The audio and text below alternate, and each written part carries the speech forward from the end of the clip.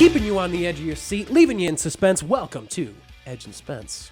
It's the morning show for people who hate mornings. We got you covered on all the current events, hot debates, and more. Today we're going to be talking about things that aren't funny, the Pope, and, penises. Got a hell of a lineup today. Yeah. But before we get into any of that, did you see what happened last week? What happened? 135 people listened to the first episode of Edge and Spence. That is insane. Dude, we don't know 135 people. I don't even know 10 people. Who is watching this video? I couldn't tell you, man.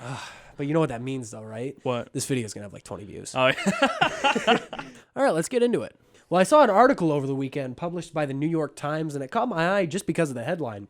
It is What I Know About Presidential Penises That I Wish I Didn't. Well, Arkansas state employee Paula Jones once testified to the size, circumference, and unique angle of Bill Clinton's penis, described it as rather like a finger bent at the joint. Oh, no. Well, porn star Stormy Daniels once described Trump's penis as like a mushroom character in Mario Kart. Ugh, I don't like that either, man. Ugh. No, but this one is absolutely insane. Lyndon B. Johnson, he would be using the Capitol bathroom, but like if an intern would walk in, he would step back, grab his penis, swing it around in circles and say, "Healy, have you ever seen anything that big?"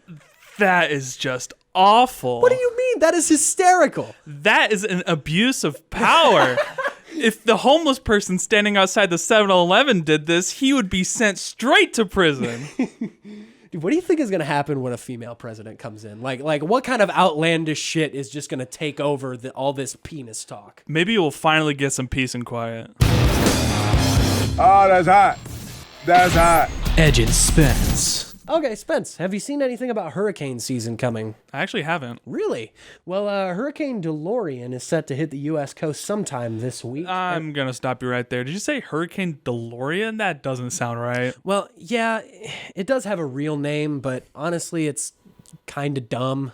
I mean, it's Hurricane Dorian. Oh, that's real intimidating. Yeah, I'm not intimidated by a hurricane named Hurricane Dorian, but I am very intimidated by a hurricane that's going to send me back to the future. Yeah, you're absolutely right. Yeah, so Hurricane DeLorean is set to hit the U.S. coast sometime this week, and it's looking like a Category 5 storm that's going to take out everything in its path. It's really scary.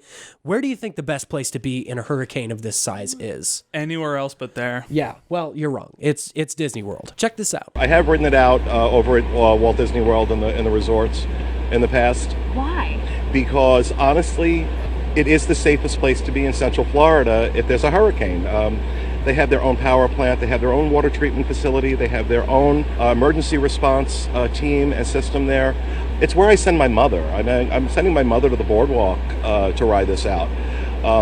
She's 88 years old. Dude, this guy's got it figured out, okay? If you go to Disney World in the middle of a hurricane, there is going to be nobody there. You could ride anything you want, no line. It is the fastest Disney pass. I hear that if you die in like a Disney World hurricane roller coaster extravaganza, you become one of the children at It's a Small World. It's a small world after all. It's a small world after all. That turns me on. Edge and Spence. Wait, Spence, I got to tell you about this story coming out of the Vatican City this weekend. Pope Francis was late to his weekly address this week. Really? Why? Well, he was stuck in an elevator for 25 minutes. Oh, no, that poor soul. You know, the Pope does all these awesome things. He's genuinely a wonderful person. I mean, he does all these charity events. He goes to Africa and helps on mission, helps people in needs. I mean, he's a genuinely amazing person. I would never expect him to lie, but it seems a little fishy that he was gone for 25 minutes in an elevator. What do you mean? What do you think he could be doing instead? I don't know. Maybe he left his Bible upstairs and had to run back up and get it or something. Yeah, like maybe his bulletproof car got a flat tire or something. No, you know, what I think happened was he was in the Vatican bathroom swinging his dick around in circles saying, "Hey, have you ever seen anything this big?" You leave that man alone. He is a saint. And now it's time for the viewer question of the week on Edge and Spence. Edge, I just can't believe that our pilot episode got over 130 views. That is remarkable. It's insane. But I haven't heard anything back from our viewers.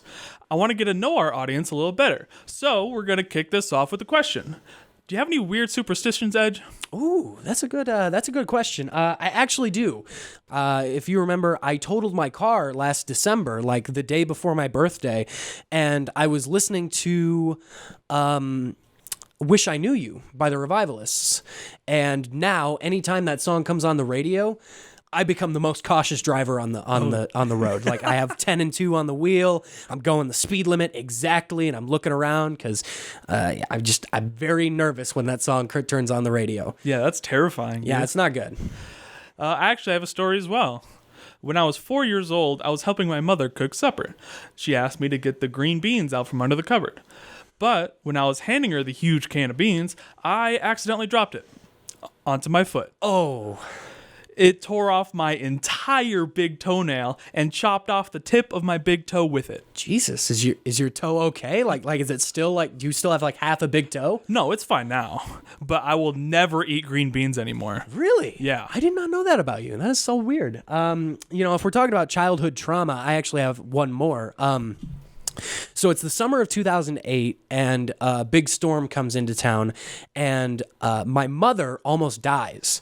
A tree branch fell down from, way up high and broke her head open and broke her neck. Oh, like, it was jeez. absolutely insane. I was there. I watched it happen. Like, I watched this blood drip down, from the back seat. It was absolutely insane. That is gnarly. But I will never, ever watch Christopher Nolan's Batman film, The Dark Knight. Wait, why? It's like one of the highest grossing films on IMDb now, but it came out into theaters in the summer of 2008, and that's where my brother was that night. So I just have this weird, dark omen of like, I cannot watch that film or something terrible is going to happen to like me or my family. So I can't do it. That can't do is crazy. Well, if you have any superstitions you want to send our way, make sure to email us. You can comment down below, or you can tweet at us at @edge_Spence, and we will talk about them next week. I like this idea. I really do. I hope we get a few people on our Facebook page, on our Twitter, on our YouTube comment section. Just hit us up. We want to hear from you. Sounds good. Yeah.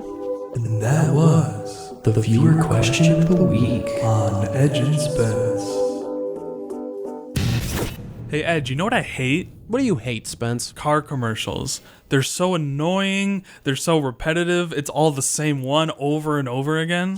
You hate car commercials. That's not where I was expecting that to go, but okay, so you hate them because they're all the same and they're like manipulative? Yeah, they're just so annoying, and they're so easy to make. I bet even we could make one. Hello, I've come to purchase a new vehicle. Perfect. You've come to the right place. Here at Spence's Cars and Whatnots, I'm sure we can find something you're looking for. Oh, that sounds great. Why don't we start with, this one. It's brand new 2019 Chevy Equinox. It's got cruise control, touchscreen, reclining seats, really all the bells and whistles you could possibly ask for. It's a really nice car, don't get me wrong, but it's a little out of my price range. Do you have something that's a little more affordable? Cheap? Sure, I could do cheap. How about this one? What am I looking at here? It's a car. Mostly. Sure, its tires need replaced, the headlights are out, the taillights are out, the seats need replaced, the steering wheel's missing. Well, now how the hell do you expect me to drive a car with no steering wheel? You look like a smart guy. I'm sure you could figure it out. I'm not buying this. I'm not even sure a junkyard would take this car. They didn't. We tried. Do you have anything else? I mean, anything else at all? I think I've got some here that will pique your interest. Well, what do you think? You have got to be kidding me. A bicycle? I'm Really? serious. You save money on gas. It's good exercise. I don't need a bike. You're telling me that you don't have anything here that is affordable, can actually get me from point A to point B, and I don't have to pedal. A pair of shoes? Edge and Spence. Hey, Edge, I'm actually trying to get into the comedy business as of recently. Like, what do you mean by that? Like stand-up? You want to be a comedy writer or something? Yeah. I want to be my own stand-up comedian. I think that'll be a lot of fun. Yeah, actually. I mean, it's a lot of work. It's really tough, but I mean, if it's a dream you've got, go for it, man. I think I've got the leg up on the competition, and I'd actually really prefer it if you heard some of my material and tell me what you think. Oh, okay. Yeah, I wasn't expecting this, but sure, go for it. Let's do the numbers game. Have you played that before? I've not heard this before. No, what is the numbers game? Okay, perfect. Pick a number. 13. I'll pick 38. Okay, now what? That was a lot of fun, wasn't it? What? What are you laughing about? Alrighty, that joke didn't land. All right, we can scrap that. But let's try something else. Did you hear that silent movies are coming back? I have not. No. I haven't either. God damn it. No. Stop laughing at that. That's not funny. Oh, come on. You. All right, I'm not won over. I'm not won over on your comedy bits, Spencer. I got one more that I think you're really gonna enjoy. I don't think I will, but go for it. This happened to a buddy of mine back in high school. Okay. He invited his girlfriend to prom. Okay. But he forgot to pick up both the suit and the flowers until the day of prom. Oh, sure. So he had to run over to the florist shop and wait forever in line in order to pick up his flowers. He then had to run all the way over to the tailor and had to wait even longer in line to pick up his suit. Where are you going with this? He finally got to the dance with his girlfriend, and while they were dancing, she said that she was thirsty and she wanted some punch. Okay. So he made his way through the crowd and over to the punch table, only to realize that there is no punchline. Why are you laughing? That isn't funny. What are you doing, man? Dude, this is a comedy show, right? Like, we both should be pretty good at comedy writing, but everything you've told me so far has been god-awful. Spencer, I think you should stick to your day job at Alternative Nation. Frankly, I am offended. That was painful to sit through, and I would like you to leave. That's really mean, man. Thanks for listening. This has been the Edge and Spence Show. It's a morning show for people who hate mornings, keeping you on the edge of your seat, leaving you in suspense, and we're going to see you next week. Same time, same place, and make sure you tweet at us, comment on our Facebook page, YouTube video, however you want to get a hold of us. What's your weird superstition? I'm not going anywhere. That's what you think. All right, thanks for listening.